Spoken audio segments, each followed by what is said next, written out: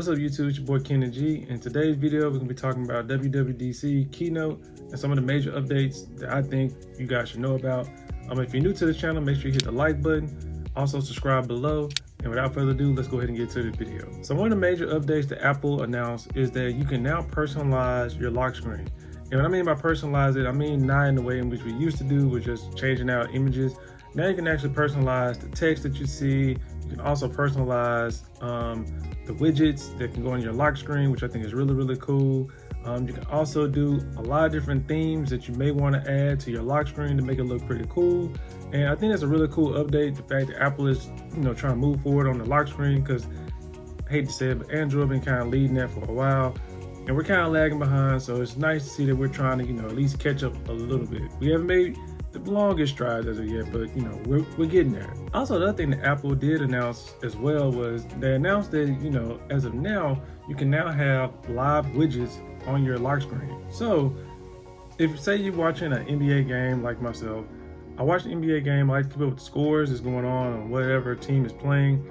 Me wanting to keep up with the game, typically I have to go inside the NBA app, go to the scores tab, and then in there I can see who's winning, who's losing in the game.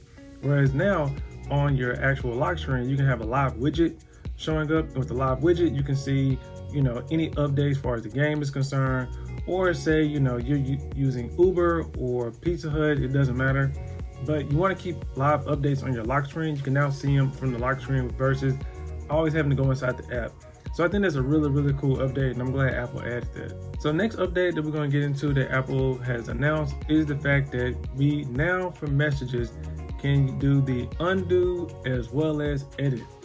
So I know this is something me as well as everybody else who has an iPhone been asking for years, but it kind of is annoying, the fact that you send a text message out and you misspell something and you have to immediately try to send another text message saying like, hey, I misspelled this, or that wasn't meant for you, or whatever. Now you can just swipe to undo, or you can go inside and actually edit the message. So I think that's pretty cool, and I'm super, super happy that Apple finally added that, because we've been needing it honestly since iMessage first came out. So the other thing Apple added, which I think is pretty cool, and some people may or may not use it, but I personally would use it, is live text. So one of the things with live text I think Apple has added that's pretty nice that you can do, say you have a photo but you want to actually get the text that's in the photo, or you have a video but you're trying to like highlight the text in the video.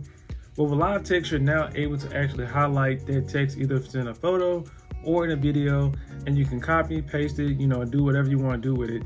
And I think that's really, really good, because in too many times, especially if you're a developer, you may be watching someone writing out some code, but you want that piece of code that they've written out and you can't copy and paste it.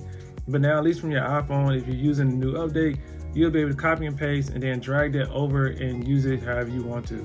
So it's a great update, and I'm glad Apple is taking stride and moving forward in something like that. So that's what's up. So another thing Apple announced that I think is actually really cool as well is the fact that you can now use Apple Pay Later. So Apple Pay Later essentially is just the fact that you can actually cut the payments down into 4 separate payments.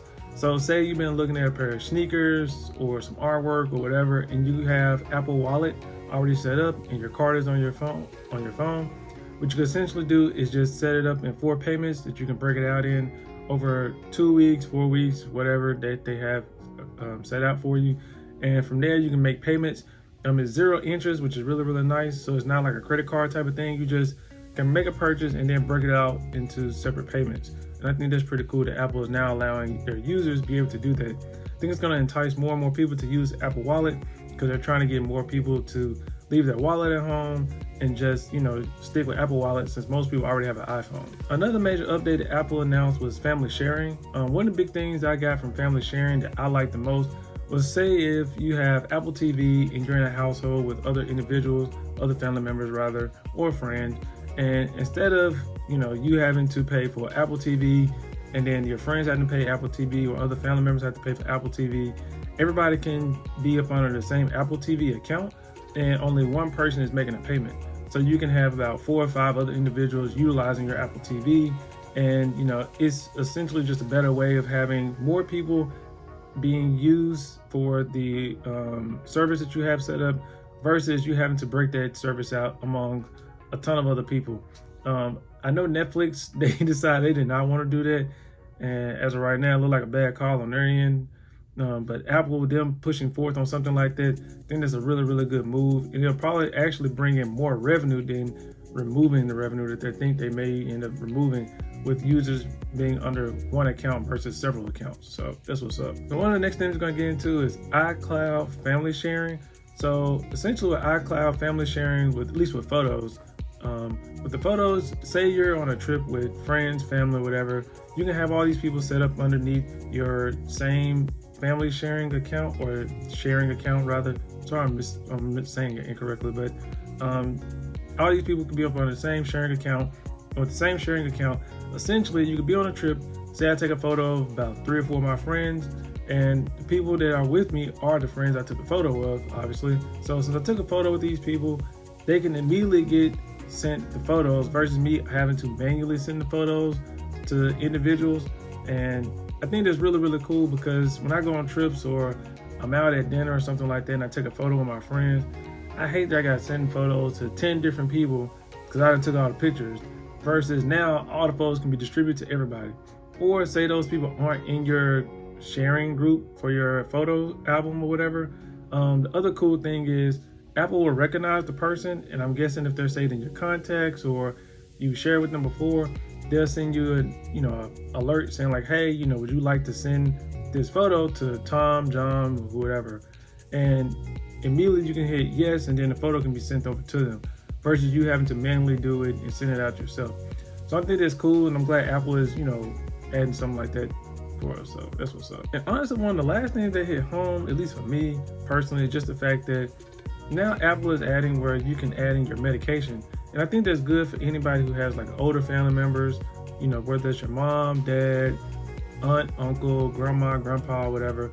And you're the type of person that's using a guardian over them, and you're trying to watch them, make sure they take the medication at the right time and different things like that.